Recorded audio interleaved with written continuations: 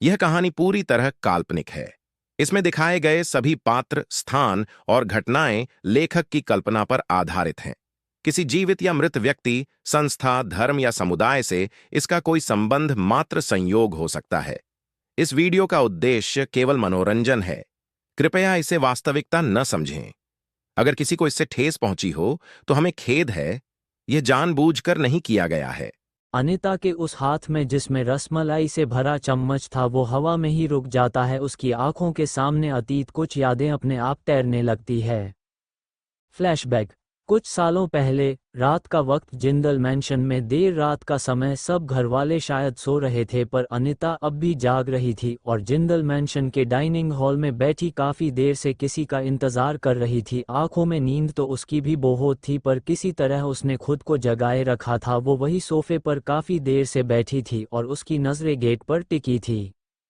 अचानक बाहर एक गाड़ी रुकने की आवाज आती है तो अनिता के चेहरे पर एक हल्की मुस्कान आ जाती है। कुछ देर बाद ब्लैक बिजनेस सूट पहने, अपने हाथों में कुछ डॉक्यूमेंट्स लेकर पढ़ रहा 21 साल का यंग बिजनेस टाइकून हर्ष जिंदल घर के अंदर आता है। उसका ध्यान अपने हाथ में मौजूद फाइल पर ही था पर तभी अचानक उसकी नज़र वही हॉल में बैठी अपना मां पर पड़ती है जो इतनी रात गए भी जाग रही थी और मुस्कुराते हुए उसे ही देख रही थी। अनिता उसे देखकर अपनी जगह से खड़ी हो जाती है। हर्ष अपना उसे देखते हुए नामे अपना सर मिलाते हुए अपने हाथ में मौजूद फाइल से साइड में रखता है और जल्दी से अपनी मां के पास आकर शिकायती लहजे में कहता है, ये क्या मॉम, इतनी रात गए आप अभी भी जाग रही हो? आपको पता है ना ये आपकी सेहत के लिए बिल्कुल भी ठीक नहीं है।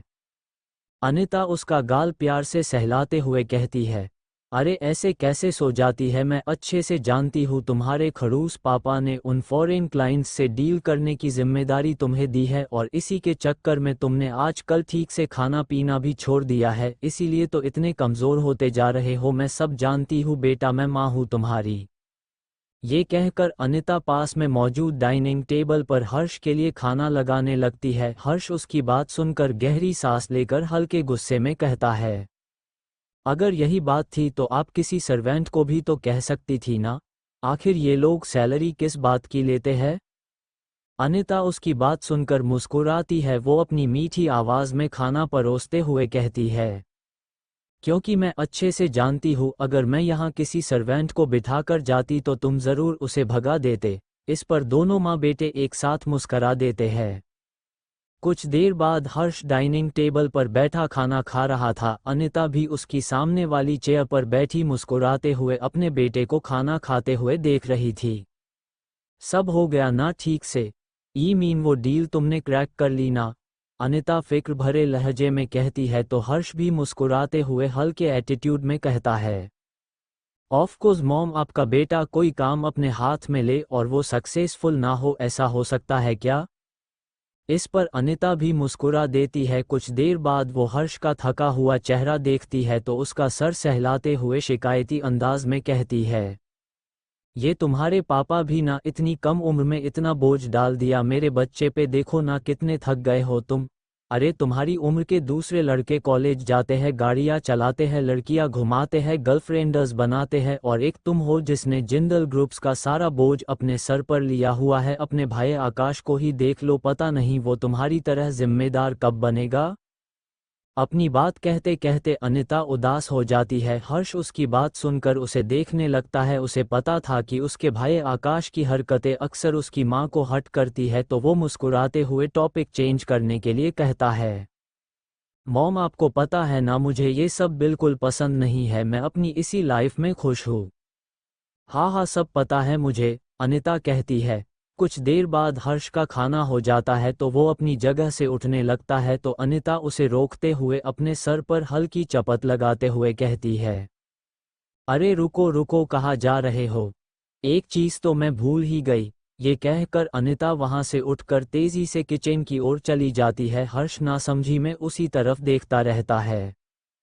कुछ देर बाद अनिता अपने हाथ में एक कांच का बोल लेकर हर्ष के पास आती है। वो बोल हर्ष के सामने रखती है। हर्ष जब उस बोल में मौजूद डिश को देखता है तो खुश हो जाता है। ये रसमलाई थी जो उसकी फेवरेट स्वीट थी। वैसे तो वो मीठा कम ही खाता पर रसमलाई खाते वक्त वो हमेशा आउट ऑफ कंट्रोल हो जाता था। हर्ष खुश होते हुए चहकते हुए कहता है, वाह मॉम, आप इस दुनिया की बेस्ट मॉम हो, आपको हमेशा की तरह आज भी याद है। ये कहकर हर्ष बड़े चाव से वो रसमलाई खाने लगता है। वो इस वक्त खाते हुए किसी 5 साल के बच्चे की तरह लग रहा था जिसकी माँ ने उसकी फेवरेट डिश बनाई है। अनिता उसे मुस्कुराते हुए खाते हुए देख रही थी। Flashback ends. अनिता कहाँ खो गई तुम? अनिता के कानों में अर्णव की आवाज़ पड़ती है जिसकी वजह से वो अपने ख्यालों से बाहर आती है। आना नहीं नहीं, कुछ नहीं, बस ऐसे ही। अनिता थोड़ा हड़बड़ा जाती है। वो अपने हाथ में मौजूद चम्मच को वापस से बोल में रख देती है। उसकी इस हरकत पर अर्णव उसे आंखें छोटी करके देखने लगते हैं। क्या हुआ, तुम खा क्यों नहीं रही हो? ये रसमलाई काफ़ी अच्छी है, you should try it. Arnav rasmalai का एक बाइट लेते हुए कहते हैं, सच में रसमलाई बनी भी बहुत स्वादिष्ट थी, पर अनिता को तो अब अपने बेटे की याद आ गई थी। उसके गले से वो अब कहाँ उतरने वाली थी। अनिता ना में सर मिलाते हुए कहती है, नहीं आप खाइए, मेरा मन नहीं है। ये कहकर अनिता आगे बिना कुछ कहे या बिना किसी की बात सुने वहाँ से चली जाती है। सब उसे देखते रहते हैं।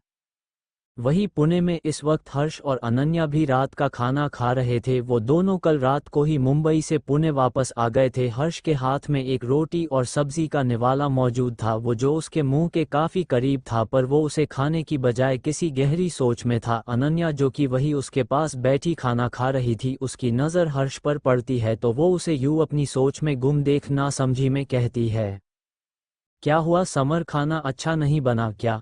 आपको कुछ और बनाकर दूं? हर्ष अचानक उसकी आवाज़ सुनकर होश में आता है। वो कहता है, नहीं, ऐसी कोई बात नहीं, खाना तो अच्छा बना है, मैं तो बस कुछ सोच रहा था। ये कहकर वो अपना खाना खाने लगता है। अनन्या को अजीब तो लगता है पर वो कुछ नहीं कहती और अपना खाना जारी रखती है। पर हर्ष अब भी अपनी सोच में कहीं था। आज उसे इतने सालों में पहली बार ऐसा लगा मानो कोई उसे काफ़ी दिल से याद कर रहा है। वो यही सोच रहा था कि आखिर उसे कौन याद कर रहा है और क्यों, क्या रिश्ता है उसका उस व्यक्ति के साथ। अगला दिन, आज शिवी और शिवांश की शादी का दिन था। होटल कपूर भवन आज रोशनी और उत्सव के रंग में सराबोर था। शादी की तैयारियां अपने चरम पर थीं और हर तरफ एक नई उमंग देखने को मिल रही थी। होटल के बाहर लग्जरी कारों की कतारें लगी थीं और होटल स्टाफ मेहमानों का स्वागत कर रहे थे। एंट्रेंस पर बड़े बड़े फूलों की सजावट और फेयरी लाइट्स ने मानो जादू सा कर दिया था। हर कोना किसी सपने जैसा लग रहा था।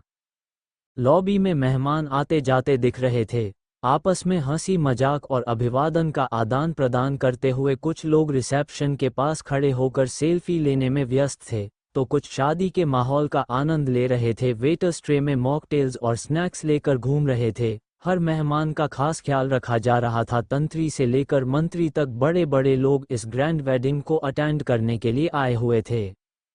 कपूर और जिंदल परिवार दोनों ओर से एकजुट दिख रहे थे। कुछ लोग इंतजाम पर नजर बनाए हुए थे तो कुछ आपस में मस्ती और बातचीत में मशगूल थे। दूसरी तरफ शिवी के कमरे में मुंबई के सबसे बेस्ट प्रोफेशनल मेकअप आर्टिस्ट्स ने आज शिवी को तैयार किया था। हर्षिता और सारिका वही खड़ी शिवी को तैयार होते हुए देख रही थी। सारिका हर्षिता के कान में धीमे से शिवी को देखते हुए कहती है, शिवी दी तो आज बिल्कुल राजकुमारी लग रही है। हर्षिता भी हाँ में सर मिलाने से खुद को रोक नहीं पाती। उस लाल रंग के लहंगे में शिवी का गोरा रंग निखर कर आ रहा था। वो किसी रॉयल प्रिंसेस से कम नहीं लग रही थी। होटल का स्टाफ पूरी मेहनत से काम में जुटा हुआ था। इवेंट कोऑर्डिनेटर वॉकी टॉकी पर निर्देश दे रहा था, मंडप की लाइटिंग चेक करो और सुनिश्चित करो कि डेसर्ट काउंटर बिल्कुल परफेक्ट दिखे। किचन में शेफ्स और भी ज़्यादा डेसर्ट्स और स्टार्टर तैयार कर रहे थे जबकि फ्लोरिस्ट ताजे फूल लेकर सजावट में जुटा था। सुरक्षा टीम भी सतर्क थी, पूरे इवेंट पर नज़र बनाए हुए। हर जगह अनुशासन और उत्सव का एक बेहतरीन संतुलन नजर आ रहा था। दुल्हन की मां अनिता और पिता अर्णव इस वक्त होटल कपूर भवन के एक कॉरिडोर में मौजूद थे। अनिता ने आज नीले रंग की साड़ी जिस पर डायमंड की कोटिंग की हुई थी पहनी हुई थी। वो आज इस साड़ी में अपनी असली उम्र से काफ़ी कम लग रही थी। कोई उसे देखकर कोई ये नहीं कह सकता था कि वो तीन जवान बच्चों की मां है। वहीं उसके साथ खड़े अर्णव भी एक कॉफ़ी कलर के 3 पीस सूट में कमाल के हैंडसम लग रहे थे। अनिता का दिल थोड़ा भारी था। लेकिन अर्णव उन्हें दिलासा देते हुए बोले, शिवी के लिए ये सबसे बड़ा और खास दिन है, तुम्हें आज के दिन तो खुश रहना ही पड़ेगा अनीता। अनीता ने हल्की सी मुस्कान दी, लेकिन उनकी आंखों में ममता और दर्द का सागर साफ झलक रहा था। मन ही मन वो आज हर्ष को बहुत मिस कर रही थी। वो सोच रही थी कि काश आज हर्ष भी अपनी बहन की शादी के मौके पर यहाँ होता। अर्णव ने उनके हाथ पर अपना हाथ रखते हुए कहा, मैं जानता हूँ तुम्हारे लिए यह आसान नहीं है, लेकिन हमारी बेटी बहुत स्ट्रांग है। वह हमारी छाया से निकलकर अपने नए जीवन में जा रही है। आज का दिन अपने लिए ना सही तो उसके लिए खुश रहो अनीता। अभी वो ये सब कह ही रहे थे कि उन्हें किसी की तेज आवाज सुनाई देती है। Hi dad, hi mom. वो आवाज की दिशा में देखते हैं तो ये और कोई नहीं उनका बेटा आकाश था, जो कुछ दूरी पर खड़ा उन्हें ही मुस्कुराते हुए देख रहा था।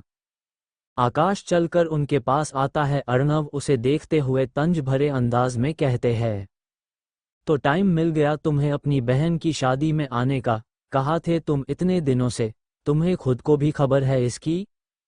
इस पर आकाश कुछ कहता कि उससे पहले ही अनीता कहती है, रहने दीजिए आप, अभी ये वक्त ठीक नहीं है ये सब बातें करने का, अब ये आ गया है वही बहुत है। फिर वो आकाश की तरफ देखते हुए गुस्से भरी टोन में कहती है, इसकी खबर तो मैं बाद में लूंगी। कॉरिडोर के बाहर मेहमानों की हंसी खुशी की आवाजें गूंज रही थीं। अनीता अर्णव से कहती है, मुझे लगता है हमें शिवी के पास जाना चाहिए। अर्णव हाँ में सर मिलाते हैं तो वो लोग वहां से शिवी के कमरे की तरफ बढ़ जाते हैं। वहीं दूसरी तरफ कपूर भवन के बाहर कुछ दूरी पर कुछ लोग खड़े थे। उन सब ने काफी आम से कपड़े पहने हुए थे, सबके हाथों में काले बैग्स थे। सब होटल कपूर भवन की ये 40 मंजिला इमारत को एकटक देख रहे थे। उनमें से एक आदमी दूसरे आदमी से, जो शायद उन लोगों का लीडर था, कहता है, बॉस क्या हमें अपना प्लान एग्जीक्यूट कर देना चाहिए।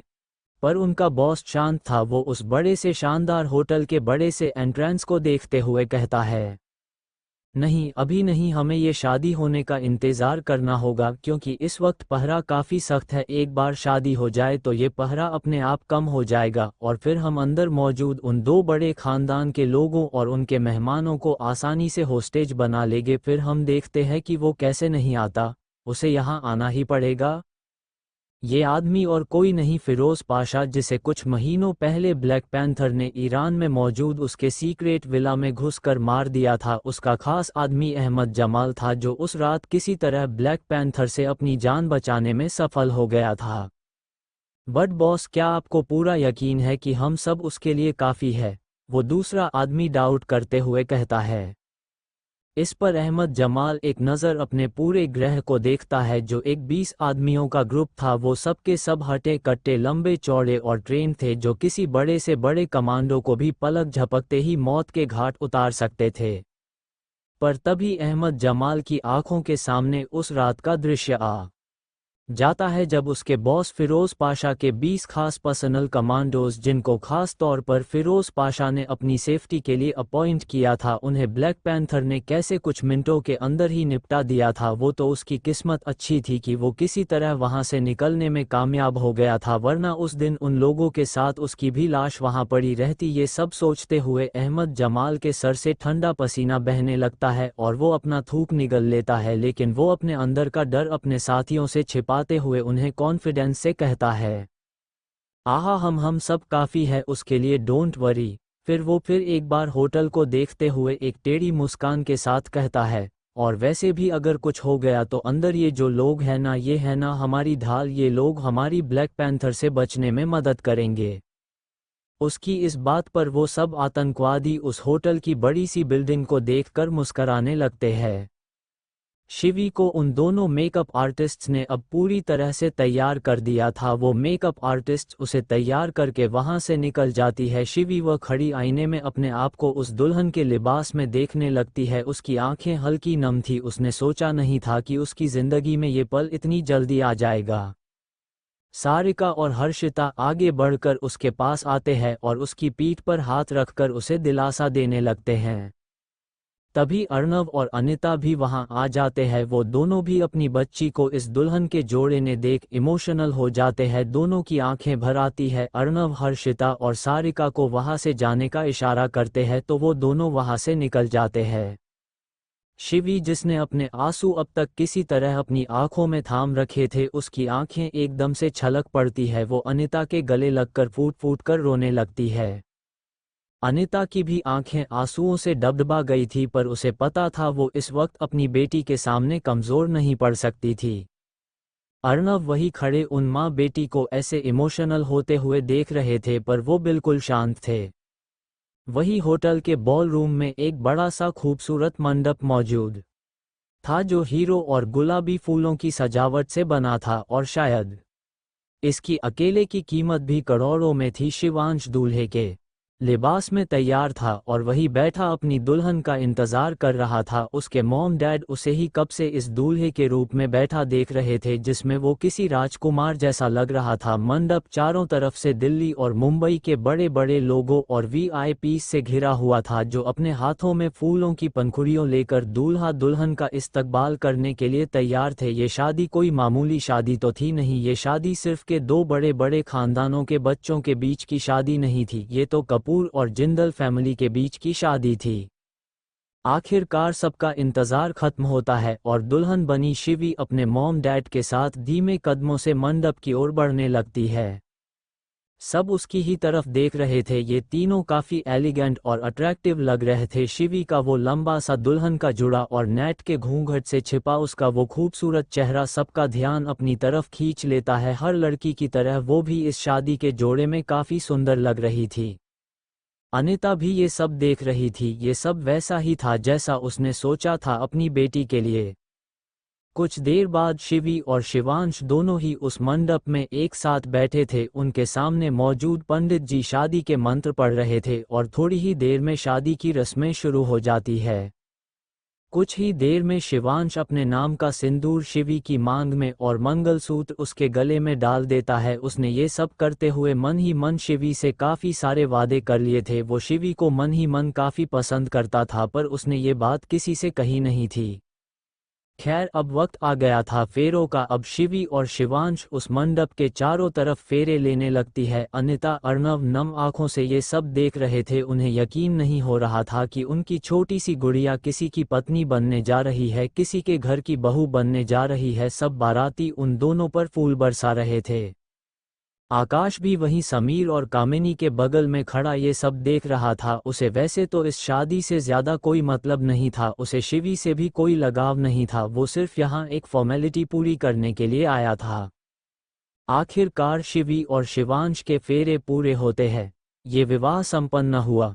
पंडित जी के मुंह से निकले इन शब्दों के साथ ही ये शादी पूरी हो जाती है और शिवी और शिवांश शादी के बंधन में बंध जाते हैं। कुछ देर बाद वो दोनों एक एक करके सब बड़ों का आशीर्वाद लेते हैं। सबका आशीर्वाद लेते लेते शिवी को अचानक अपने भाई हर्ष की काफ़ी याद आ रही थी। वो उसे काफ़ी मिस कर रही थी। उसने कभी सोचा नहीं था कि उसकी ज़िंदगी का इतना बड़ा दिन होगा और उसका भाई हर्ष वहाँ उसके साथ मौजूद नहीं होगा। वहीं दूसरी तरफ पुणे में अब तक दोपहर हो चुकी थी। आज संडे होने की वजह से समर घर पर ही था। समर बैठा चुपचाप अपने फ़ोन में कुछ देख रहा था और अनन्या वही उसके पास लेटी टीवी पर कोई हॉरर फिल्म देख रही थी। अचानक एक सीन में भूत की एंट्री पर अनन्या डर जाती है। वो जल्दी से समर के सीने से लग जाती है। समर का ध्यान जो पूरी तरह से अपने फ़ोन पर था, वो उसकी इस हरकत पर उसे अपनी आंखें छोटी करके देखने लगता है। अनन्या ने अपना छोटा सा सर उसके सीने में छिपा रखा है। थोड़ी देर बाद जब अनन्या को ये एहसास होता है कि समर की काली आंखें उसे ही घूर रही है, वो अपना सर उठाकर समर को देखती है तो सचमुच समर उसे ही घूर रहा था। समर एक नज़र टीवी पर चल रही उस हॉरर मूवी को देखता है। वो अपनी कड़क आवाज़ में कहता है, जब इतना डर लगता है तो देखती क्यों हो ऐसी फिल्में? देखो, अगर रात में मुझे वॉशरूम जाने के लिए परेशान किया ना तो देखना मैं अपनी नींद खराब नहीं करूंगा तुम्हारे लिए। अनन्या उसकी बात सुनकर मुंह बनाते हुए अपने छोटे छोटे हाथों से उसके मजबूत सीने पर मारते हुए कहती है। ओम समर, आप बिल्कुल भी प्यार नहीं करते अपनी छोटी सी बीवी से और झूठ झूठ कहते हो कि दुनिया में आपके लिए सबसे इम्पोर्टेंट मैं हूँ। अब फिल्म ना देखूँ तो क्या करूँ? आप तो मुझे कहीं घुमाने भी नहीं ले जाते। समर एक नज़र उसे देखता है, वो उसकी नौटंकी से अच्छे से वाकिफ था। वो उसकी आखिरी बात सुनकर हैरानी से कहता है, कहीं नहीं ले जाता? What do you mean? अभी 2 दिन पहले तो ले गया था तुम्हें मुंबई। अनन्या इस पर चिढ़ते हुए कहती है, हाँ पर तब तो आप मुझे श्रुति के घर छोड़कर निकल गए थे अपने काम पर, मुझे उसके साथ नहीं, मुझे आपके साथ टाइम स्पेंड करना है। ये कहते हुए अनन्या अपना चेहरा उसके सीने में छिपा लेती है। समर उसकी बात सुनकर एक गहरी सांस लेता है। वो अपनी घड़ी में टाइम देखता है, अभी दोपहर के 2:30 बजे थे और आज संडे भी था। वो कुछ सोचकर हाँ में सर मिलाते हुए कहता है, ओके तो तुम तैयार हो जाओ, मैं ले जाता हूँ तुम्हें घुमाने के लिए। अनन्या उसकी बात सुनकर खुश हो जाती है। Thank you summer, thank you summer कहते हुए वो वहाँ से फुदकते हुए वॉशरूम में चेंज करने के लिए चली जाती है। समर उसे यूं चहकता देख एक हल्की मुस्कान के साथ ना में अपना सर मिला देता है। कुछ देर बाद समर अनन्या को लेकर पहले तो पास के एक मंदिर में ले जाता है। उसे याद था उस दिन जब वो अनन्या को मंदिर लेकर नहीं ले जा पाया था, तब अनन्या कितना नाराज हो गई थी। अनन्या वहां अपने हाथ जोड़कर और आंखें बंद प्रार्थना कर रही होती, जबकि समर उसके पीछे खड़ा बस एकटक उसे ही देख रहा होता है। वो जानना चाहता था कि अनन्या मन में क्या मांग रही है, पर उसने कुछ कहना जरूरी नहीं समझा। कुछ देर बाद दोनों मंदिर के बाहर आते हैं तो समर अनन्या से सरकास्टिक वे में कहता है, तो मैडम कहाँ ले जाओ आपको, कहाँ घूमना पसंद करेगी आप? अनन्या भी इस पर मुस्कुराते हुए समर के हाथ में अपने हाथ लपेट लेती है। हम सिनेमा हॉल जाना पसंद करेंगे, आज हमें आपके साथ हमारी फेवरेट फिल्म देखनी है। समर इस पर मुंह बना लेता है, उसे फिल्में देखना पसंद नहीं था। फिर से फिल्म? किया दिन भर फिल्में देखती रहती हो? समर चिढ़ते हुए कहता है तो अनन्या भी मासूम सी शक्ल बनाते हुए क्यूट टोन में कहती है, समर चलिए ना प्लीज। समर एक नज़र उसका छोटा सा चेहरा देखता है, वो आगे कुछ नहीं कहता। वो लोग वहां से कुछ दूर पर पार्क अपनी कार की तरफ चलने लगते हैं। तभी समर का फ़ोन बजता है। वो देखता है ये उसके दोस्त शिवम का फ़ोन है। वो फ़ोन उठाकर कुछ देर उससे बात करता है। अनन्या चिढ़ते हुए उसे और उसके फ़ोन को ही देख रही थी। वो मन में कह रही थी, अब किसका फ़ोन आ गया हम दोनों के पर्सनल मोमेंट को बर्बाद करने के लिए? ये समर का फ़ोन भी ना मेरी सौतन से कम नहीं है। ये सब कहते हुए अनन्या समर के फ़ोन को जानलेवा नज़रों से देखने लगती है। कुछ देर बात करने के बाद समर फ़ोन रख देता है। समर जब फ़ोन रखकर अनन्या की तरफ देखता है तो वो देखता है अनन्या अपना मुंह गुब्बारे की तरह फूल गया है और वो अपनी आंखें छोटी करके उसे ही देख रही थी। समर उसकी नाक पर अचानक आए उस गुस्से को देख नासमझी में कहता है, क्या हुआ तुम अचानक इतना गुस्से में? ये क्या है समर? आपने तो कहा था कि आज का आपका पूरा दिन मेरा है, तो ये क्या है? आप इतने वक्त तक मुझे इग्नोर करके अपने दोस्त से बात कर रहे थे। समर को सारा माजरा समझ में आ जाता है। वो एक गहरी सांस लेकर अनन्या से काफ़ी प्यार भरी टोन में कहता, अच्छा बाबा ठीक है, मैं अब किसी का भी फ़ोन पिक नहीं करूँगा, ओके? इस पर अनन्या जो उससे मुंह फेर कर खड़ी थी उसे के नज़र देख कर कहती है, मैं कैसे मान लूँ? पहले आप अपना फ़ोन स्विच ऑफ कीजिए, तभी मैं आपके साथ चलूँगी, वरना मैं नहीं आ रही आपके साथ। इस पर समर एक लंबी सांस लेकर अपने जेब से अपना फ़ोन निकालकर उसे स्विच ऑफ कर देता है। आज से पहले समर सोच भी नहीं सकता था कि वो किसी के कहने पर अपना फ़ोन स्विच ऑफ भी कर सकता है, पर अब हालात अलग थे। अब वो अपने दिल के हाथों मजबूर जो था। अनन्या एक नज़र उसका फ़ोन देखती है जो सचमुच स्विच ऑफ हो चुका था, तो अनन्या चहकते हुए खुश होकर सीधा समर के सीने से लग जाती है। Thank you thank you thank you summer, आप इस दुनिया के बेस्ट हस्बैंड हो। अनन्या ये करते हुए भूल गई थी कि वो लोग वक्त कहाँ खड़े हैं। समर अपने आसपास नजरें दौड़ा कर देखता है, मंदिर के बाहर मौजूद सब लोग उन दोनों को ही अजीब नज़रों से देख रहे थे। वो अनन्या से धीमी आवाज़ में कहता है, क्या कर रही हो अनन्या, हम इस वक्त पब्लिक प्लेस पर है? अनन्या को भी याद आता है कि वो इस वक्त कहाँ है। वो जल्दी से समर से अलग होती है, उसका चेहरा शर्म से लाल हो जाता है। उसकी हिम्मत नहीं थी कि आसपास मौजूद लोगों को देखे। वो आगे बिना किसी को देखे फटाफट कार में बैठ जाती है। समर भी एक नज़र पास में खड़े उन लोगों को देखकर कार में बैठ जाता है और वो लोग वहाँ से निकल जाते हैं। वहीं दूसरी तरफ मुंबई में अब तक शिवी और शिवांश की शादी हो चुकी थी। दोनों उस बॉल रूम में बने बड़े स्टेज पर लगी दो बड़ी बड़ी कुर्सियों पर बैठे थे। सब लोग उनके साथ फोटोज खिंचवाने में बिजी थे। कपूर फैमिली और जिंदल फैमिली के ज्यादातर लोग इसी बॉल रूम में मौजूद थे। अनिता, अर्नव, राकेश कपूर और कपूर फैमिली के कुछ अन्य रिश्तेदारों के साथ उस स्टेज से कुछ दूरी पर बैठे शिवांश और शिवी को ही देख रहे थे। उसी बॉल रूम में मेहमानों का खाना भी चल रहा था। ये लोग अपनी मौज मस्ती और शान व शौकत के खुमार में इस कदर चूर थे कि ये अपनी तरफ आने वाले एक बड़े खतरे को नहीं देख पाते।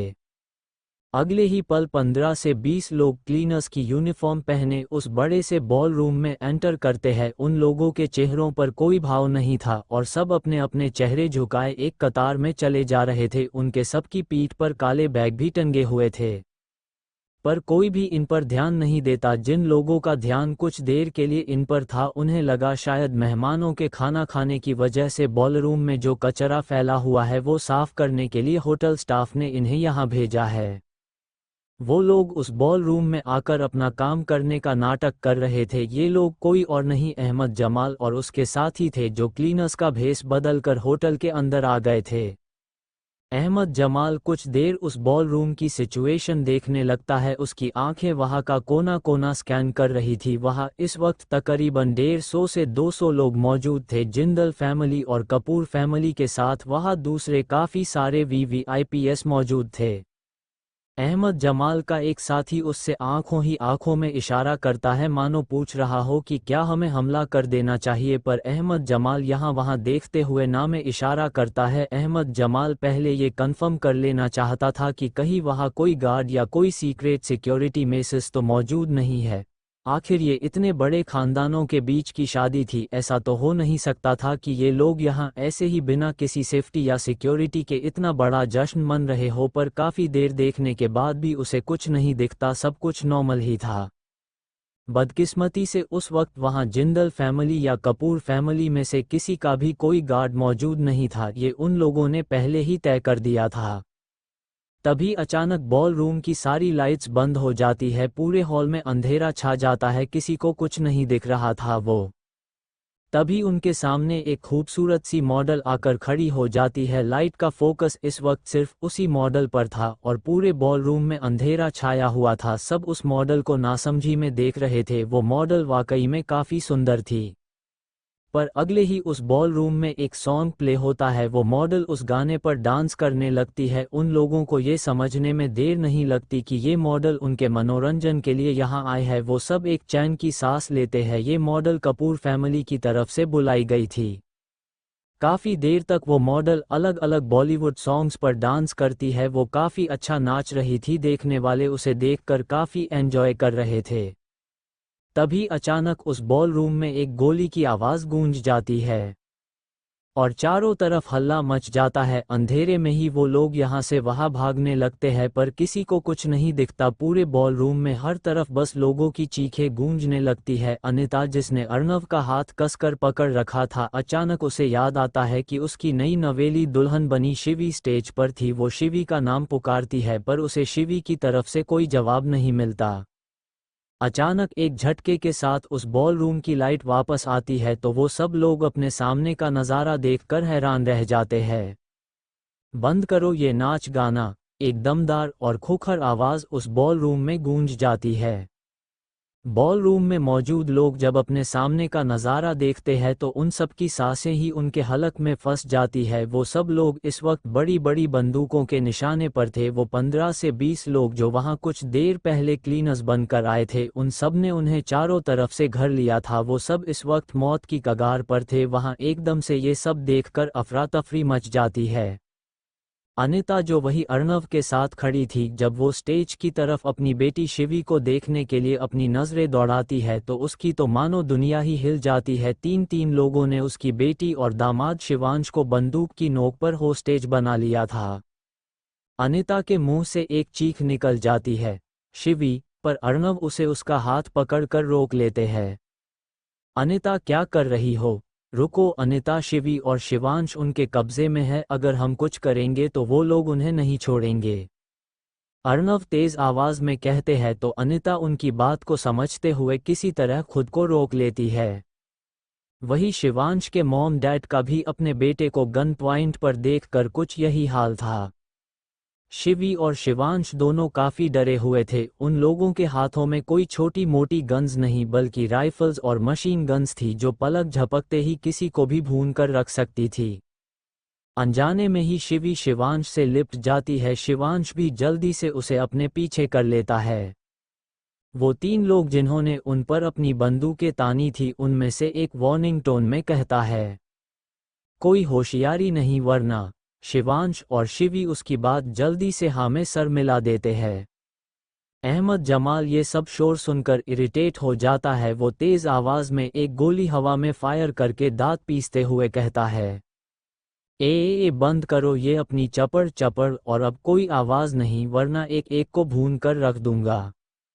गोलियों की आवाजें सुनकर होटल का सिक्योरिटी स्टाफ और दीगर स्टाफ भी वहां आ जाता है, पर वो देखते हैं कि बॉल रूम का बड़ा सा दरवाज़ा अंदर से बंद है। होटल मैनेजर रणदीप भी वहां आ चुका था। उसे ये सब देखकर ये समझने में देर नहीं लगती कि शायद अंदर मौजूद मेहमानों पर किसी ने हमला कर दिया है। उसके माथे से पसीना बहना शुरू हो जाता है क्योंकि अंदर से लगातार गोलियों की आवाज़ें आ रही थी और अंदर मौजूद सारे के सारे लोग वीवीआईपी थे। अगर किसी एक को भी कुछ हो गया तो उसका तो पूरा करियर ही खत्म हो जाएगा। वो जल्दी से अपना फ़ोन निकालकर पुलिस को फोन करता है। अहमद जमाल मेहमानों की तरफ गन पॉइंट करके कहता है, तुम में से अगर किसी ने भी जरा सी भी होशियारी दिखाने की कोशिश की ना तो कोई भी इस हॉल से जिंदा वापस नहीं जाएगा। सारे मेहमान उसकी बात सुनकर डर जाते हैं और सब अपने हाथ ऊपर उठा लेते हैं। अहमद जमाल सबको लाइन में खड़े रहने का इशारा करता है। सब उसका इशारा पाकर लाइन में लग जाते हैं। वो 150 से 200 लोग जिस जगह तरह शिवी और शिवांश की शादी का स्टेज लगा था उसके सामने खड़े हो जाते हैं। सब अपनी सांसें थामे बस उन लोगों को देख रहे थे जिन्होंने उन्हें अपने कब्जे में कर रखा था। वो सब यही सोच रहे थे कि ये लोग आखिर चाहते क्या है, ये लोग उन्हें यहाँ से जिंदा वापस जाने देंगे भी या नहीं। पर उन 19 खूंखार आतंकवादियों में से कोई कुछ नहीं कहता। वो बस उन लोगों पर बंदूकें ताने खड़े रहते हैं। वो लोग शिवी और शिवांश को भी स्टेज से उतरकर लाइन में खड़े रहने का इशारा करते हैं। शिवी उनका इशारा पाते ही अपने मॉम डैड की तरफ तेज कदमों से चली जाती है। मॉम मॉम, ये कहकर शिवी रोते हुए अनिता के गले लग जाती है। अनिता उसे ऊपर से नीचे तक देखते हुए कहती है, तुम ठीक हो ना शिवी? हाँ मॉम, मैं ठीक हूँ। आप तो ठीक हो ना? शिवी भी अनिता को देखते हुए कहती है तो अनिता हाँ में अपना सर मिलाती है। शिवी अपने डैड अर्णव से कहती है, डैड ये लोग कौन है? ये कहाँ से आए हैं? क्या चाहते हैं ये? इस पर अर्णव भी उन लोगों जो उनकी तरफ गन पॉइंट किए खड़े थे को देखते हुए कहते हैं, पता नहीं बेटा ये लोग कौन है और क्या चाहते हैं, बट डोंट वरी, जल्द ही हम सब यहाँ से सही सलामत निकल जाएंगे। ये बात कुछ दूरी पर खड़ा अहमद जमाल भी सुन लेता है। वो अर्णव की बात सुनकर एक कुटिल मुस्कान हुए चेहरे पर लिए चलकर उनके पास आता है। अर्णव उसे अपनी खा जाने वाली नजरों से घूर रहे थे। अहमद जमाल तंज भरी आवाज में कहता है, ओहो जिंदल साहब, आपने तो हम लोगों को काफी अंडरएस्टिमेट कर रखा है। क्या आपको लगता है कि आप यहाँ से इतनी आसानी से निकल सकते हैं?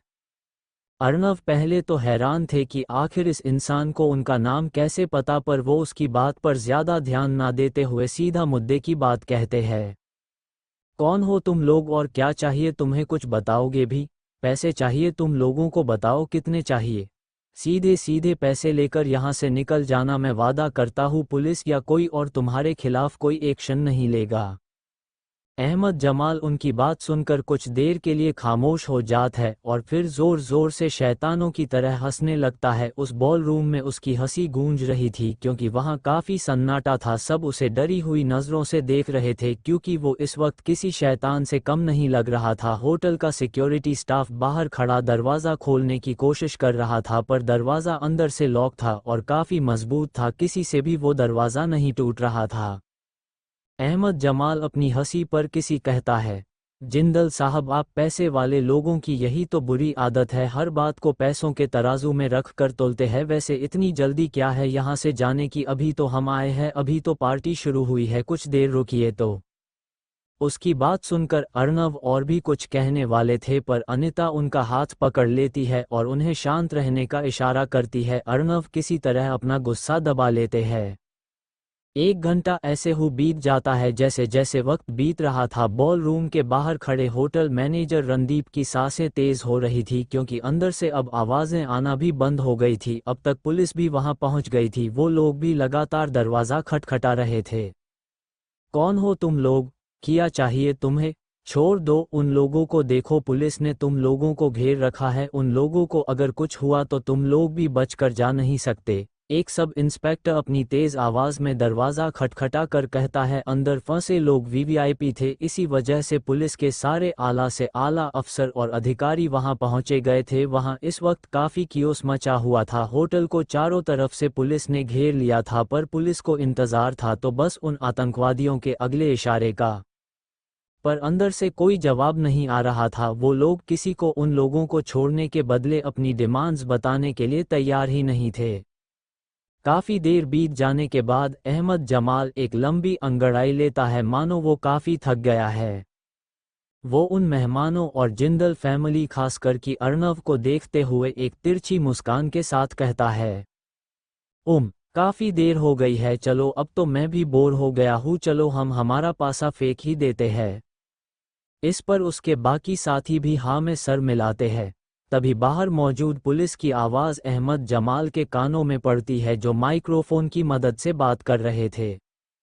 बाहर मौजूद सब इंस्पेक्टर सुभाष कहता है, देखो तुम लोग जो भी जहां से भी आए हो, मैं बस इन कहना चाहता हूं कि उन लोगों को छोड़ दो। उन लोगों ने कुछ नहीं किया, इसलिए उन लोगों को छोड़ दो। देखो वो लोग कोई मामूली लोग नहीं है, अगर उनमें से किसी को भी कुछ हो गया ना, तुम लोगों को जिंदगी भर इसके लिए पछताना पड़ सकता है क्योंकि तुम लोग भी यहाँ से सही सलामत नहीं निकल पाओगे। अहमद जमाल ये सुनकर मुस्कुराता है। वो अपनी नज़रें यहाँ वहाँ दौड़ता है, तभी उसकी नज़र स्टेज पर मौजूद एक टेबल पर रखे माइक पर पड़ती है। वो जाकर वो माइक उठा लेता है। सब उसकी ये हरकत देख रहे थे। सबको समझ में आ गया था कि जल्दी ही अहमद जमाल अपनी डिमांड सबके सामने रखने वाला है। अहमद जमाल उस माइक्रोफोन की मदद से कहता है, पुलिस से मेरी ये दरख्वास्त है कि ऐसा सोचने की गलती भी ना करे कि वो हम लोगों का कुछ बिगाड़ भी सकते हैं, वरना आपके ये जो वीआईपीएस है ना, अब तक जिंदा है पर ज़्यादा देर तक नहीं रहेंगे, इनकी बस लाशें ही यहाँ से बाहर जाएगी। उसकी बात सुनकर सब डर जाते हैं। कुछ लोग तो उसकी बात सुनकर रोना शुरू कर देते हैं। ए भगवान, ये हम लोग कहाँ फंस गए, पता नहीं मैं इस शादी में आया ही क्यों। लोगों की ऐसी आवाज़ें अहमद जमाल के कानों में पड़ने लगती है जिन्हें वो काफ़ी एंजॉय कर रहा था। इंस्पेक्टर सुभाष उसकी बात सुनकर कि अंदर मौजूद लोग अभी जिंदा है, एक चैन की सांस लेता है। फिर वो अपने एक सीनियर के इशारे पर एक बार फिर माइक्रोफोन की मदद से कहता है, देखो ऐसा करने की बेवकूफ़ी मत करो, तुम मुझे अपनी डिमांड्स बताओ। देखो मैं वादा करता हूँ कि इंडियन प्राइम मिनिस्टर से रिक्वेस्ट करके मैं खुद तुम्हारी डिमांड पूरी करवाऊंगा। ये बात सुनते ही अहमद जमाल के चेहरे पर एक विनिंग स्माइल आ जाती है। वो यही तो चाहता था। अब आया ना उठ पहाड़ के नीचे। आमिर जमाल जो उन सब लोगों के सामने खड़ा था, वो एक कुटिल मुस्कान के साथ कहता है। फिर अहमद जमाल अपने हाथ में माइक्रोफोन पकड़कर अपनी डिमांड पुलिस के सामने रखना शुरू कर देता है। Black panther, black panther, black panther, black panther. जैसे ही ये शब्द अहमद जमाल के मुंह से निकलते हैं, सारे होस्टेज उसको नासमझी में देखने लगते हैं। सब उसके कहे हुए शब्द दोहराते हैं। उसे उनको छोड़ने के लिए पैसे नहीं बल्कि कोई ब्लैक पैंथर चाहिए। सारे होस्टेज एक दूसरे को नासमझी में देखने लगे। ये आवाज़ बाहर मौजूद पुलिस फोर्स ने भी सुनी थी, उनको भी उसकी बात कुछ समझ नहीं आती। हमें इन लोगों को जिंदा जाने देने के बदले में इंडियन आर्मी का undercover secret raw agent black panther चाहिए, वो भी जिंदा हालत में। हम चाहते हैं कि ब्लैक पैंथर खुद यहाँ आकर खुद को हमारे हवाले कर दे, वरना हम इनमें से किसी को भी जिंदा नहीं छोड़ेंगे। याद रखना, सिर्फ रात के 9 बजे तक का टाइम है पुलिस के पास ब्लैक पैंथर को यहाँ बुलाने के लिए। ये कहकर अहमद जमाल माइक्रोफोन रख देता है। बाहर खड़े पुलिस फोर्स में सबने उसकी बात अच्छे से सुनी और समझी भी। पुलिस में होने की वजह से उनमें से ज़्यादातर लोगों ने ब्लैक पैंथर का नाम काफ़ी सुना था, पर उनमें से किसी को पता नहीं था कि ब्लैक पैंथर असल में कौन है, कहाँ रहता है, उससे कांटेक्ट कैसे किया जा सकता है। क्या आप में से किसी को पता है ब्लैक पैंथर कौन है और उससे कैसे कांटेक्ट किया जा सकता है? होटल मैनेजर रणदीप बड़ी उम्मीद से पुलिस की टीम को देखता है, पर इस सवाल पर सब अपनी नज़रें झुका लेते हैं। उनका ऐसा रिएक्शन देखकर रणदीप का मुंह भी लटक जाता है। एक झटके में उसे अपना करियर डूबते हुए नजर आ रहा था। सब पुलिस ऑफिसर्स एक दूसरे को नासमझी में देखने लगते हैं, पर उनमें से एक सीनियर कमिश्नर महेश पटेल एक गहरी सोच में पड़ जाते हैं। वो कुछ याद करने की कोशिश कर रहे थे। काफ़ी देर याद करने की कोशिश करने के बाद आखिरकार उन्हें कुछ याद आता है। उन्हें एक उम्मीद नज़र आती है। अपने सीनियर ऑफिसर को ऐसी सिचुएशन में मुस्कुराते देख सुभाष नासमझी में उनसे कहता है, क्या हुआ महेश सर, आप मुस्कुरा क्यों रहे हैं? क्या आप जानते हो ब्लैक पैंथर कौन है? सुभाष की ये बात सुनते ही सारे पुलिस ऑफिसर्स महेश की तरफ फिर से बड़ी उम्मीद से देखने लगते हैं। महेश में अपना सर मिलाते हुए कहते हैं, देखो, मैं ब्लैक पैंथर को तो नहीं जानता, पर एक ऐसे आदमी को ज़रूर जानता हूँ जो ब्लैक पैंथर को जानता है। अगर हम उससे बात करेंगे तो मुझे यकीन है वो ब्लैक पैंथर को कैसे भी करके यहाँ ले आएगा। कौन है वो सर? एक और ऑफिसर कहता है, कैप्टन मोहन बत्रा। महेश जल्दी से अपनी जेब में से फ़ोन निकालकर कोई नंबर ढूंढने लगता है। सबकी आंखें टकटकी लगाए उन्हें ही देख रही थी। कुछ देर ढूंढने के बाद उन्हें एक नंबर मिलता है जिस पर वो फ़ोन लगा देते हैं। फ़ोन के दूसरी तरफ से मोहन की कड़क आवाज़ आती है, hello captain Mohan Batra here. Mahesh, hello Mohan. Mohan, मैं कमिश्नर महेश पटेल बात कर रहा हूँ। अरे महेश, इतने वक्त बाद कैसे याद किया? मोहन अपने पुराने दोस्त की आवाज़ सुनकर खुश होते हुए कहते हैं। महेश और मोहन एक वक्त पर क्लासमेट्स थे। महेश हल्का गुस्से में कहते हैं, मोहन अभी ये सब बात छोड़ो, मैंने तुम्हें एक अर्जेंट काम के लिए फ़ोन किया है। मोहन भी उसकी बात सुनकर थोड़ा अलर्ट हो जाते हैं। महेश की टोन सुनकर ही उन्हें कुछ गड़बड़ होने का एहसास होता है। मोहन, मुझे पता है कि तुम ब्लैक पैंथर के काफ़ी नज़दीक हो, तो क्या तुम प्लीज़ उसे मुंबई के कपूर्स भवन होटल में भेज सकते हो? महेश इस बार थोड़ा सॉफ्ट टोन में कहता है। ब्लैक पैंथर को, पर क्यों? मोहन उसकी बात हैरानी से दोहराते हैं। मोहन, मेरी बात ध्यान से सुनो। महेश मोहन को पूरा माजरा सुना देते हैं। जैसे जैसे मोहन उनकी बात सुनते हैं उनके माथे पर बल पड़ने लगते हैं, वो भी थोड़ा घबरा जाते हैं। अच्छा, तुम फिक्र मत करो, मैं कैसे भी करके ब्लैक पैंथर को वहां लेकर आता हूँ। ये कहकर मोहन फ़ोन कट कर देते हैं। क्या हुआ अंकल, कुछ प्रॉब्लम है क्या? शिवम, जो कि वही मोहन के पास खड़ा था, मोहन के चेहरे पर हवाएं उड़ी देखकर उनसे पूछता है। इत्तेफाक से मोहन और शिवम आज ही किसी काम से मुंबई आए थे।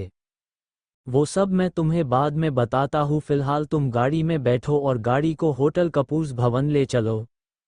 मोहन फुर्ती दिखाते हुए तेजी से जाकर सामने मौजूद गाड़ी में बैठ जाते हैं, तो शिवम भी जल्दी से जाकर ड्राइविंग सीट पर जाकर बैठ जाता है और गाड़ी चल पड़ती है। मोहन ने अब तक बैठे बैठे समर को काफ़ी सारे फ़ोन लगा दिए थे, पर उसका फ़ोन लगातार स्विच ऑफ आ रहा था। अंकल, आप ये किसको फ़ोन कर रहे हैं? शिवम ड्राइव करते हुए कहता है। वो छोड़ो, पहले तुम मुझे ये बताओ कि क्या सुबह से तुम्हारी बात समर से हुई थी? मोहन समर को फ़ोन ट्राई करते हुए कहते हैं। शिवम, हाँ अंकल, अभी दोपहर में ही तो मेरी उससे बात हुई थी। हाँ, तो क्या कहा उसने? कहा है वो? क्या वो कहीं बाहर जाने वाला था आज? मोहन उसकी बात सुनकर तेज़ आवाज़ में कहते हैं। नहीं अंकल, उसने तो कहा वो तो पुणे में ही है। वो हम मुंबई आए थे तो मैंने उसे ये पूछने के लिए फ़ोन किया था कि क्या उसे यहाँ से कुछ चाहिए। उसने तो कहा था वो आज पुणे में घर पर ही है और कहीं नहीं जा रहा है। मोहन शिवम की बात सुनकर गुस्से से कहते हैं, अगर वो घर पर ही है तो फ़ोन क्यों स्विच्ड ऑफ है उसका? आज से पहले तो उसने कभी ऐसा नहीं किया। पर बात क्या है अंकल, कुछ हुआ है क्या? शिवम फिक्र भरे अंदाज में कहता है। तुम होटल कपूर्स भवन चलो, मैं बताता हूँ सब। मोहन अपने फ़ोन में देखते हुए कहते हैं तो शिवम भी आगे कुछ नहीं कहता। वहीं दूसरी तरफ इन सब से पूरी तरह से अनजान अनन्या की फरमाइश पर समर उसे पुणे के एक थिएटर में लेकर आया था। पर अनन्या तो फिल्म देखते देखते ही समर के कंधे पर सर रखकर सो गई थी। समर उसका वो खूबसूरत चेहरा सिनेमा हॉल की कम रोशनी में देख रहा था। उसे भी पता नहीं चला वो कब से अनन्या को ऐसे देख रहा था। अनन्या का वो छोटा सा गोल मटोल चेहरा सोते हुए और भी खिल गया था। समर की नज़रें उसके उन गुलाबी होठों पर टिकी हुई थी। वो धीरे से उन्हें अपने होठों से चूम लेता है। कुछ देर में ये फिल्म खत्म होती है और सब लोग वहां से जान लगते हैं। सबको अपनी जगह से उठता देख समर, जो कि अनन्या को देखने में खो गया था, होश में आता है। ना चाहते हुए भी उसे अनन्या को जगाना पड़ता है। अनन्या, अनन्या चलो उठो, चलो फिल्म खत्म हो गई। अनन्या उसकी आवाज़ सुनकर अपनी प्यारी प्यार आंखें खोल देती है। वो सामने देखती है तो सच में वो फिल्म खत्म हो चुकी थी। अनन्या समर से शिकायत करते हुए कहती है, ये क्या समर, आपने मुझे जगाया क्यों नहीं? ये मेरी फेवरेट फिल्म थी। समर अनन्या की बात सुनकर मुस्कुराता है, चलो अब फिर कभी देख लेना तुम, तुम्हारी फिल्म शाम हो गई है। ये कहकर समर वहां से उठ जाता है तो अनन्या भी मुंह बनाते हुए उसके साथ चलने लगती है। अहमद जमाल की उस अजीब सी डिमांड पर सारे होस्टेज उसको आंखें छोटी करके देख रहे थे। किसी को पता नहीं था ब्लैक पैंथर क्या है, कौन है और कहाँ है। वो कोई इंसान ही है या कुछ और? सबका ऐसा रिएक्शन देख अहमद जमाल बस मुस्कुराता देता है। अरे आप लोग मुझे ऐसे क्यों देख रहे हैं? हम लोगों ने कोई इतनी बड़ी डिमांड तो नहीं की है। डोंट वरी, जैसे ही ब्लैक पैंथर यहाँ आकर अपने आप को हमारे हवाले करेगा हम आप सबको यहाँ से जाने देंगे। अर्णव जिंदल, जो कब से अपना गुस्सा किसी तरह रोके हुए थे, इस बार दांत पीसते हुए कहते हैं, ये क्या बकवास लगा रखा है? कौन है ये ब्लैक पैंथर? देखो, हम में से कोई भी किसी भी ब्लैक पैंथर को नहीं जानता, और अगर तुम्हारी दुश्मनी उसके साथ है तो तुम उसके पास जाकर हिसाब बराबर करो, हमें यहाँ क्यों रोक रखा है? इस पर बाकी के होस्टेज भी हामी भरते हैं। अहमद जमाल उनकी बात सुनकर कुटिलता से मुस्कुराता है। यही तो बात है ना जिंदल साहब, ये तो मैं भी जानता हूँ कि आप में से किसी को नहीं पता ब्लैक पैंथर कौन है। हम खुद कितने वक्त से उसे ढूंढ रहे हैं पर वो कहीं मिल ही नहीं रहा, इसीलिए हम लोग तो बस उस तक पहुँचने के लिए आप लोगों की थोड़ी सी मदद चाहते हैं। अब क्या हम थोड़ी मदद भी नहीं ले सकते आप लोगों से? सारे होस्टेज इस पर अहमद जमाल को गुस्से से घूरने लगते हैं। अहमद जमाल आगे कहता है, रही बात ब्लैक पैंथर की तो उसके बारे में मैं जितना बताऊं उतना कम है। He is the killing machine, underworld में उसके नाम का डंका बजता है। He is secret Indian fighter agent, जो इंडियन आर्मी के लिए हम जैसे इंटरनेशनल क्रिमिनल्स को ढूंढ ढूंढ कर मारता है। ना जाने उसने आज तक कितने अंडरकवर मिशंस और ऑपरेशंस को अंजाम दिया होगा।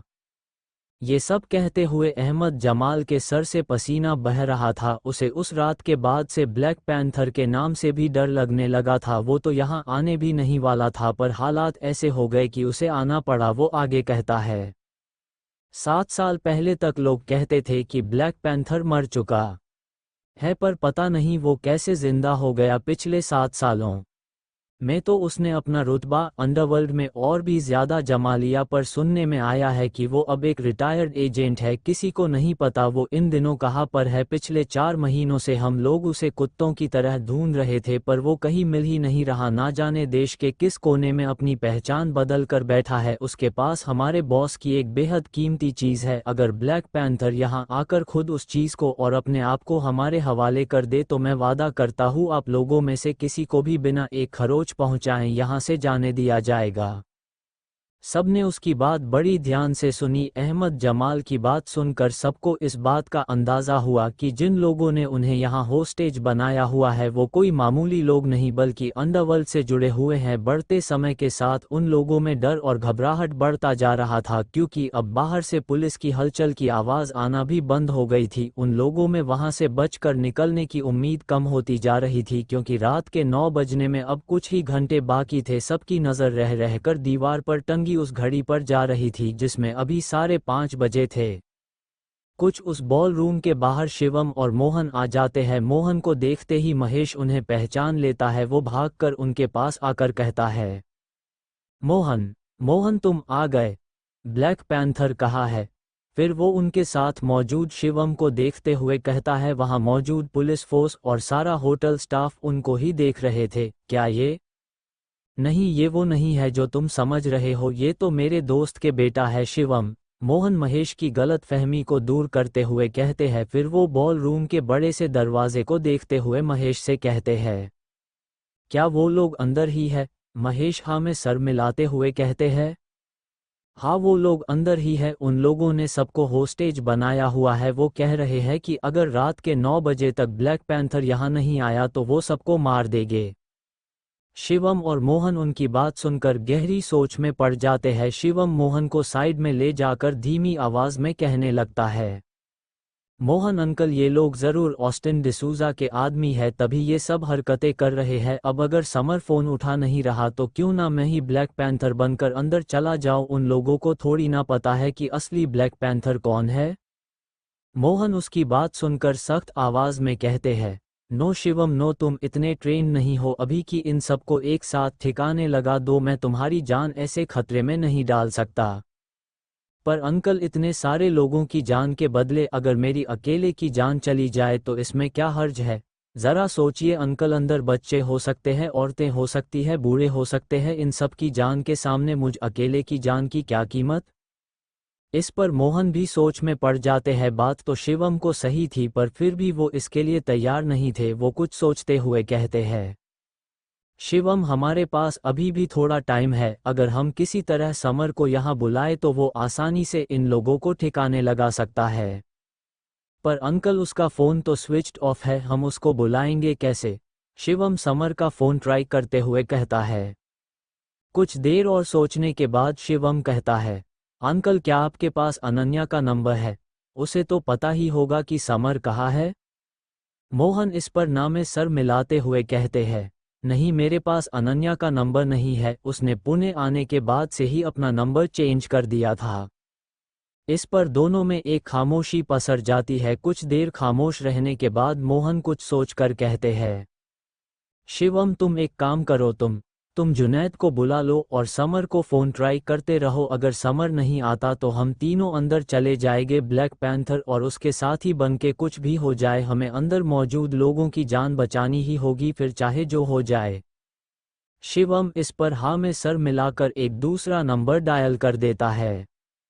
वही बॉल रूम के अंदर का माहौल अभी भी गर्म था। अब शाम के 6 बज चुके थे। अनिता, जो कि बाकी सबकी ही तरह कब से उन लोगों की गन पॉइंट पर थी, शिवी के कहने पर वो अब थक कर वही रखी एक चेयर पर बैठ जाती। वो बाहर से शांत थी, पर उसके अंदर अब तक भावनाओं का तूफान चल रहा था। उसके मन में बस यही सब चल रहा था कि आखिर ऊपर वाला उसे और उसके परिवार को हमेशा किस बात की सज़ा देता है? क्यों हमेशा खुशियाँ उसकी ही चौखट पर आकर लौट जाती है? पहले उसने उससे उसकी माँ और दादी को छीन लिया, फिर उसका जान से प्यारा बेटा हर्ष, और अब जब उसकी बेटी शिवा की जिंदगी का इतना बड़ा दिन था तभी ये सब भी होना था। अर्णव भी उसका ये हाल देखकर अंदर ही अंदर काफी दुखी थे। वो उसके कंधे पर अपना एक हाथ रखकर उसे आंखों ही आंखों में दिलासा देता है कि फिक्र मत करो, सब ठीक हो जाएगा। अनिता बस किसी तरह हाँ में अपना सर मिला देती है। उसके दिमाग में बस यही चल रहा था कि अगर उसकी जान जाती है तो जाती है, बस ये लोग किसी तरह उसके परिवार वालों को छोड़ दे। अब शाम के 7 बज चुके थे। समय अपनी पूरी रफ्तार से गुजर रहा था। बढ़ते समय के साथ बॉल रूम में होस्टेज बने लोगों की धड़कनें भी तेज हो रही थी। सबको अपनी मौत अपने सामने नजर आ रही थी। कामिनी, जो कि वही खड़ी थी, अपने मन में कहती है, ओह गॉड, लगता है इन अंडरवर्ल्ड के लोगों के चक्कर में हम सब की लाशें ही यहाँ से बाहर जाएगी। पता नहीं मैं भी क्या सोचकर इस मनहूस शादी में आ गई। फिर कामिनी कुछ दूरी पर दुल्हन के जोड़े में खड़ी शिवी को नफरत से देखते हुए कहती है, ये सब इस मनहूस की वजह से हुआ है, इसकी वजह से हम सबको यहाँ आना पड़ा। काश ये भी इसके भाई की तरह पहले ही मर ही जाती। ये कहते हुए वो गुस्से से एक टक शिवी को देखे जा रही थी। वही अब तक समर और अनन्या अब तक अपने घर पहुंच चुके थे। समर अनन्या का मजाक उड़ाते हुए सरकास्टिक मुस्कान के साथ कहता है, तो कैसी लगी तुम्हें तुम्हारी फेवरेट फिल्म? अनन्या इस पर मुंह बनाते हुए उसे घूरने लगती है। आप ना बहुत बुरे हो समर, ये कहकर वो समर को घूरते हुए अपने रूम में चली जाती है। समर मुस्कुराते हुए उसे जाते देख रहा था, तभी अचानक समर को कुछ याद आता है। वो अपनी जेब से अपना फ़ोन निकाल कर देखता है जो काफ़ी देर से स्विच ऑफ था। वो जैसे ही फ़ोन ऑन करके देखता है उसकी बोहें तन जाती है, उसकी आंखें बड़ी बड़ी हो जाती है। जैसे ही समर अपना फ़ोन ऑन करके देखता है तो वो हैरान रह जाता है। उसमें मोहन और शिवम के पिछले 1 घंटे में 50 से भी ज़्यादा मिस्ड कॉल्स और मैसेजेस आए हुए थे। समर जल्दी से मोहन के फ़ोन पर फ़ोन करता है। मोहन जो अब भी बॉल रूम के बाहर मौजूद थे और कमिश्नर महेश पटेल से इस वक्त कुछ बात कर रहे थे जब उनका फ़ोन बजता है, और जब वो स्क्रीन पर फ्लैश हो रहा नाम और नंबर देखते हैं तो वो जल्दी से फ़ोन उठा लेते हैं और अपने सवालों की बौछार समर पर लगा देते हैं। हेलो हेलो समर, तुम कहाँ थे? तुम्हारा फ़ोन क्यों बंद था? तुम ठीक तो हो ना? हाँ मैं ठीक हूँ, पर हुआ क्या है, कुछ बात है क्या? आपके और शिवम दोनों के इतने सारे मिस्ड कॉल्स, कुछ हुआ है क्या? मोहन की इतनी टेंशन भरी आवाज़ सुनकर समर कहता है, समर ये पूछो कि क्या नहीं हुआ। फिर मोहन अपने आसपास देखते हैं तो सब लोग उन्हें ही देख रहे थे, तो वो थोड़ा साइड में जाकर बात करने लगते हैं। समर, यहाँ मुंबई में एक बहुत बड़ी गड़बड़ हो गई है। कैसी गड़बड़? मोहन की ऐसी टेंशन से भरी आवाज़ सुनकर अब समर की भी दिल की धड़कनें तेज हो जाती है। वो भी जल्दी से अलर्ट मोड पर चला जाता है। समर मेरी बात ध्यान से सुनो, यहाँ मुंबई में एक कपूर्स भवन नाम का होटल है जो अभी अभी नया खुला है। यहाँ दिल्ली से कुछ बड़े गेस्ट्स आए हुए थे और इस होटल में उनके बच्चों के बीच आज एक बहुत बड़ी शादी थी। हाँ तो कुछ हुआ है क्या? समर, शादी हो जाने के बाद जब सब मेहमान यहाँ होटल के बॉल रूम में जमा होकर शादी सेलिब्रेट कर रहे थे, तब पता नहीं अचानक कैसे 15 से 20 लोगों ने जो यहाँ क्लीनर्स बनकर आए थे उन गेस्ट्स पर धावा बोल दिया, और उन लोगों ने उन गेस्ट्स को पिछले 3 घंटों से होस्टेज बनाकर रखा हुआ है। मोहन की बात सुनकर समर अपनी आंखें कसकर बंद कर लेता है। उसका दिमाग तुरंत ही एक्टिव मोड पर चला जाता है। वो सोच रहा था, ये लोग कौन है जो ऐसा करने की हिम्मत कर सकते हैं? समर धीमी आवाज में कहता है, तो उन लोगों की डिमांड्स किया है, कौन है वो लोग? एक लंबी सांस लेकर मोहन जवाब देते हैं, समर मुझे लगता है कि इन लोगों को ऑस्टिन ने भेजा है। जब वो तुम्हारा और अनन्या का पता ऐसे नहीं लगा पाया तो उसने ये चाल चल दी होगी। फिर मोहन एक गहरी सांस लेकर धीमी आवाज में कहते हैं, वो लोग चाहते हैं कि ब्लैक पैंथर यहाँ आकर खुद को उनके हवाले कर दे। ये सुनकर समर अपनी मुठिया कस लेता है, उसके जबड़े कस जाते हैं, पर इससे पहले कि वो कुछ कहता मोहन कहते हैं, समर मैं तुम्हें इस हॉल की लोकेशन सेंड करता हूँ, तुम्हें किसी भी हाल में रात 9 बजे से पहले यहाँ पहुँचना पड़ेगा, वरना क्या? समर इस बार हल्की तेज आवाज में कहता है, वरना उन लोगों ने धमकी दी है कि वो अंदर मौजूद सारे मेहमानों को जान से मार देंगे। समर उनकी बात सुनकर फ़ोन कट कर देता है। अगले ही पल वो देखता है मोहन ने ऑलरेडी उसके फ़ोन पर लोकेशन सेंड कर दी है। समर वहां से निकलने ही वाला था, तभी उसके मन में अनन्या का ख्याल आता है। अनन्या अनन्या, हाँ हाँ आई। अनन्या उसके मुंह से अपना नाम सुन जल्दी से बाहर आती है, पर जैसे ही अनन्या बाहर आकर देखती है तो उसे कुछ अजीब लगता है। जो समर अभी कुछ ही देर पहले अच्छे मूड में था, अचानक वो कुछ बदला बदला सा लग रहा था। उसके चेहरे पर एक अलग ही सीरियसनेस और टेंशन थी। क्या हुआ समर? अनन्या नासमझी में कहती है, पर समर जानता था वो अनन्या को ये सब नहीं बता सकता था। समर उससे अपना चेहरा फेर कर दरवाजे की तरफ जाते हुए कहता है, देखो, मुझे अर्जेंटली अभी मुंबई के लिए निकलना होगा, मुझे वहाँ कुछ काम है। अनन्या उसको यूं हड़बड़ाते हुए जाता देख नासमझी में कहती है, पर क्या हुआ समर? आप यूं अचानक मुंबई क्यों? समर उसकी बात सुनकर अपनी जगह पर रुक जाता है, पर वो उसे बिना देखे ही कहता है, डोंट वरी, सब ठीक है, मुझे बस कंपनी के एक एजेंट काम के लिए बुलाया गया है। समर अब दरवाजे के बाहर आ चुका था, अनन्या भी उसके पीछे पीछे आ गई थी। वो पीछे मुड़कर एक नज़र अनन्या को देखता है, जो कि अपनी खूबसूरत टिमटिमाती आंखों से उसे ही नासमझी में देख रही थी। समर एक गहरी सांस लेकर बड़े प्यार से उसका चेहरा अपने माथे से जोड़ लेता है, मानो अपने अंदर की बेचैनी को कम करने की कोशिश कर रहा हो। अनन्या उसकी तेज धड़कनों की आवाज़ साफ साफ सुन सकती थी। उसे भी अब तक किसी अनहोनी का आभास हो चुका था, भले ही समर उससे कितना भी छिपाए, पर वो जानती थी कि कुछ गड़बड़ तो ज़रूर है। समर कुछ देर तक अनन्या का माथा अपने माथे से जोड़कर रखता है, फिर अपनी तेज सांसों पर काबू पाते हुए धीमी और शांत आवाज़ में कहता है, अनन्या, मेरे जाने के बाद अगर कोई आए तो तुम दरवाज़ा हरगिज़ मत खोलना, चाहे कुछ भी हो जाए, चाहे कोई भी हो और चाहे कुछ भी हो जाए। और हाँ, तुम सो जाना, मुझे देर लग सकती है आने में। अनन्या को तो अब उसकी बात सुनकर यकीन हो गया था कि ज़रूर कुछ हुआ है, पर अभी के लिए वो समर से कुछ कहना सही नहीं समझती है। वो जानती थी समर उसे कुछ नहीं बताने वाला। समर उसके माथे पर हल्का सा किस करके उसे वैसे ही छोड़कर तेज़ कदमों से वहाँ से जाने लगता है, पर तभी उसके कानों में अनन्या की धीमी और मासूम आवाज़ पड़ती है, समर, संभल कर जाना और जल्दी आना, मैं आपका इंतज़ार करूंगी।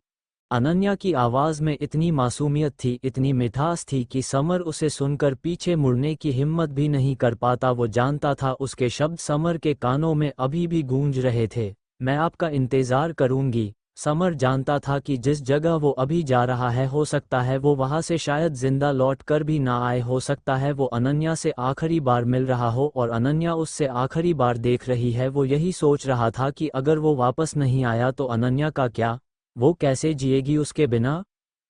समर यही सब सोचता हुआ बस हाँ में सर मिलाकर बिना अनन्या की तरफ देखे ही तेज वहां चला जाता है। उसे पता था कि अगर वो कुछ देर और वहां रुक तो वो अपने आप को रोक नहीं पाएगा। अनन्या उसको तब तक देखती रहती है जब तक वो पूरी तरह से आंखों से ओझल नहीं हो गया। उसकी आंखें छलक उठती है। समर की तेज धड़कनों और तेज सांसों को महसूस करके उसने ये अंदाज़ा तो लगा लिया था कि कहीं ना कहीं कुछ ना कुछ गलत तो हुआ है। वो अपने गले में मौजूद मंगलसूत्र को कस के अपनी मुट्ठियों में पकड़ लेती है। तकरीबन 2 घंटे बाद समर होटल कपूर्स भवन की बड़ी सी बिल्डिंग के बाहर खड़ा था। उसकी आंखें वहां सब कुछ स्कैन कर रही थी। पुलिस, मीडिया, फायर ब्रिगेड और एम्बुलेंस, सब लोग वहां पहले से ही तैयार थे। अब तक ये न्यूज़ हर जगह वायरल हो गई थी कि होटल कपूर्स भवन के वीईपी गेस्ट्स को कुछ आतंकवादियों ने होस्टेज बना लिया है। वहां इस वक्त काफ़ी हल्ला मचा हुआ था। काफ़ी सारे पुलिस वाले वहां जो लोग अंदर फंसे हुए थे उनके परिवार वालों को अंदर जाने से रोकने में बिजी थी। समर ये सब देखकर एक गहरी सांस लेता है। वो अपनी घड़ी में टाइम देखता है, इस वक्त रात के 8:30 बजे थे। समर उन लोगों के दिए गए वक्त से आधा घंटा पहले वहां पहुंच गया था। अगले ही पल समर होटल के अंदर जाने के लिए अपने कदम बढ़ा देता है। समर जैसे ही मेन गेट से होटल के अंदर जा रहा था, तभी एक इंस्पेक्टर जो वही खड़ा था वो समर को रोकते हुए कहता है, ओह मिस्टर, कहाँ चल दिए आप? दिख नहीं रहा क्या चल रहा है यहाँ? अरे, आतंकवादियों ने हमला कर दिया है यहाँ और आप ऐसे ही घुसे चले आ रहे हैं? समर की पर्सनैलिटी और ऐसा था कि बहुत कम ही लोगों ने आज तक उससे ऐसे बात करने की हिम्मत की थी। समर को बिल्कुल पसंद नहीं था कोई उससे ऐसे बात करे। समर उस इंस्पेक्टर को बस एक नज़र देखता है और अपने वॉलेट में से एक कार्ड निकालकर उस इंस्पेक्टर के आगे कर देता है। इंस्पेक्टर की नज़र जैसे ही उस कार्ड पर पड़ती है तो उसकी आंखें बड़ी बड़ी हो जाती है, उसके माथे से पसीना बहने लगता है। सॉरी सॉरी सर, मैं आपको पहचान नहीं पाया। वो यहाँ इस वक्त काफ़ी टेंशन चल रहा है ना? ये कहते हुए उस इंस्पेक्टर की आवाज़ काफ़ी धीमी हो जाती है। वो अपनी नज़रें झुका लेता है। समर ने इस वक्त कैजुअल ब्लैक टी शर्ट और ब्लैक पैंट पहन रखा था, जिसमें वो किसी अंडरकवर और एजेंट की जगह एक सुपर मॉडल ज़्यादा लग रहा था। समर अपनी कड़क आवाज़ में उस इंस्पेक्टर को घूरते हुए कहता है, कहाँ है वो लोग? वो सर टॉप फ्लोर पर जो बॉल रूम है वहीं है वो लोग।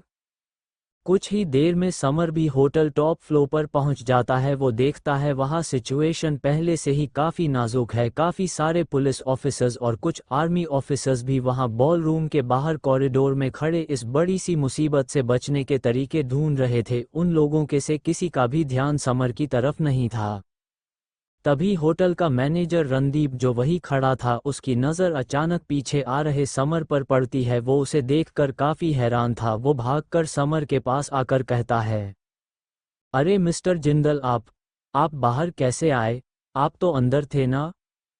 समर उसकी बात सुनकर कंफ्यूजन में अपने पीछे देखता है। उसे लगा शायद मैनेजर पीछे से आ रहे किसी और व्यक्ति को मिस्टर जिंदल कहकर पुकार रहा हो, पर पीछे तो कोई भी नहीं था।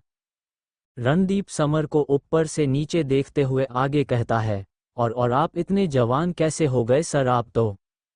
समर उसकी बात सुनकर उसे ऐसे देख रहा था जैसे वो किसी बेवकूफ़ से बात कर रहा हो। दरअसल मैनेजर ने समर को, जो अंदर फंसे अपने पिता अर्णव जिंदल की तरह दिखता है, अर्णव जिंदल समझ लिया था, पर समर इस बात से अनजान था। वो अपनी कड़क आवाज़ में रणदीप से कहता है, कौन हो तुम? और ये क्या मिस्टर जिंदल लगा रखा है? मैं समर हूँ समर, कोई मिस्टर जिंदल नहीं। मोहन जो कि वही कुछ दूरी पर खड़े थे, उन्हें लगा उन्होंने अभी अभी समर की आवाज़ सुनी है। वो पीछे मुड़कर देखते हैं तो सचमुच समर वही था। वो भागकर समर के पास आते हैं। समर, तुम आ गए। समर अपना सरहा में मिला देता है। मोहन उसे अपने साथ चलने का इशारा करते हैं। मैनेजर को पूरी तरह से इग्नोर करते हुए समर मोहन के साथ चला जाता है। होटल मैनेजर रणदीप वही खड़ा समर को नासमझी में देख रहा था। वो अपने मन में सोच रहा था, अगर ये आदमी जिंदल खानदान का सदस्य नहीं है तो फिर इसकी शक्ल मिस्टर अर्णव जिंदल से इतनी कैसे मिलती है? वही बॉल रूम के अंदर हालात अब बद से बदतर होते जा रहे थे। अब 9 बजने में बस 15 मिनट बाकी थे। अहमद जमाल घड़ी की तरफ देखकर एक लंबी अंगड़ाई लेता है। वो सुस्त आवाज में सबसे कहता है, लगता है पुलिस ऑफिसर्स और इंडियन गवर्नमेंट को आप लोगों की कोई फिक्र ही नहीं है। तभी तो अब बस 15 मिनट ही रह गए और देखिए ना, ब्लैक पैंथर का कोई नामो निशान ही नहीं है। उसकी इस बात सुनकर सब होस्टेज अपनी मायूस और डरी हुई नज़रों से देखने लगते हैं। अहमद जमाल उनको और डराते हुए कहता है, लगता है अब हमें ये मौत का खेल शुरू कर ही देना चाहिए। आखिर उन्हें भी तो पता चले कि हम हमारी बात के कितने पक्के हैं। अहमद जमाल की बात सुनकर उसके सारे आदमियों की पकड़ उनकी बंदूकों पर कस जाती है। वो सारे लोगों की तरफ ऐसे देखने लगते हैं जैसे इन पर अपनी गोलियां बरसाने के लिए तैयार हो, और अब बस उन्हें अहमद जमाल के एक इशारे का इंतज़ार है। उन लोगों की ये सब हरकतें देखकर होस्टेजेस में एक खौफ की लहर दौड़ जाती है। हर तरफ बच्चों और कुछ औरतों के रोने की आवाज़ें गूंजने लगती है, मानो मौत अब उनके सर पर विराजमान हो। कामिनी से ये सब और सहा नहीं जाता है। वो अपनी मौत को अपने इतना करीब देखकर बौखला गई थी। वो एक झटके से सबके सामने आकर शिवी की तरफ इशारा करते हुए तेज आवाज में कहती है, ये सब इस मनहूस शिवी की वजह से हुआ है। सारे होस्टेज और यहाँ तक कि अहमद जमाल के लोग भी कामिनी को इस बात पर अजीब नज़रों से देखने लगते हैं। किसी को समझ नहीं आ रहा था वो कहना क्या चाहती है। खासकर कि जिंदल फैमिली के लोग, वो तो कामिनी को अपनी आंखें बड़ी बड़ी करके देख रहे थे। उन्हें अपनी आंखों और कानों पर यकीन नहीं हो रहा था, क्योंकि उनकी नज़र में कामिनी वो लड़की है जो किसी से ऊंची आवाज़ में बात करना तो दूर ऐसा सोच भी नहीं सकती। वही बॉल रूम के बाहर समर उस बड़े से काले लकड़ी के दरवाजे को देख रहा था जो अभी बंद था। मोहन उसे वहां की सिचुएशन समझा रहे थे। समर, तुम तैयार हो ना? मोहन के इस सवाल पर समर उन्हें एक नज़र देखकर हाँ में सर मिलाता है। अभी समर अपने कदम उस दरवाजे की तरफ बढ़ाने ही वाला होता है कि कोई पीछे से उसके कंधे पर हाथ रखता है। समर पीछे मुड़कर देखता है, ये उसका सबसे अच्छा दोस्त शिवम और उसके साथ उसकी ब्लैक पैंथर यूनियन का एक और मेंबर जुनेद भी मौजूद था। दोनों के हाथ में राइफल्स थी। समर उन दोनों को देखकर हैरानी से कहता है, तुम दोनों यहाँ? हाँ समर भाई, आप अकेले नहीं जाएंगे, हम भी आपके साथ आएंगे। जुनेद समर से काफ़ी आत्मविश्वास से कहता है। नहीं, इसकी कोई ज़रूरत नहीं है। ये लोग यहाँ मेरी वजह से आए हैं तो ये मेरा फ़र्ज़ है कि मैं इन लोगों से उन होस्टेज बने लोगों को बचाऊं। तुम दोनों को अपनी जान जोखिम में डालने की कोई ज़रूरत नहीं है। समर, ये तुम कैसी बात कर रहे हो? अरे हमने आर्मी ज्वाइन ही देश की सेवा करने के लिए किया था, अपनी जान बचाने के लिए नहीं। और अगर हम आज पीछे हट गए तो ये तो हमारे फ़र्ज़ के साथ बेईमानी होगी। समर इस पर कुछ नहीं कहता, वो बस हाँ में अपना सर मिला देता है। वही अंदर बॉल रूम में कामिनी चलकर शिवी के पास आती है और तेज आवाज में कहती है, ये सब इस मनहूस लड़की की वजह से हुआ है। ना तो इसकी शादी होती, ना तो हम लोग इसकी शादी में आते, और ना ही ये सब होता। अनिता, जो बाकी सब की तरह अब तक कामिनी का ये नया रूप देखकर अब तक अपनी हैरानी से बाहर नहीं आई थी, उसे अपनी बेटी पर उंगली उठाते देख कहती है, कामिनी ये क्या कह रही हो तुम? भला इसमें शिवी की क्या गलती? सब गलती इसी की है। ये मनहूस लड़की यूएस से वापस आई ही क्यों? काश ये वही रह जाती, या काश मैं इसे भी पहले ही मार देती जिस तरह इसके भाई हर्ष को मारा था। अगर आप लोग इस कहानी का अगला भाग सुनना चाहते हैं तो जल्दी से मेरे चैनल को सब्सक्राइब करें और मुझे बताएं कि आपको यह कहानी कैसी लगी।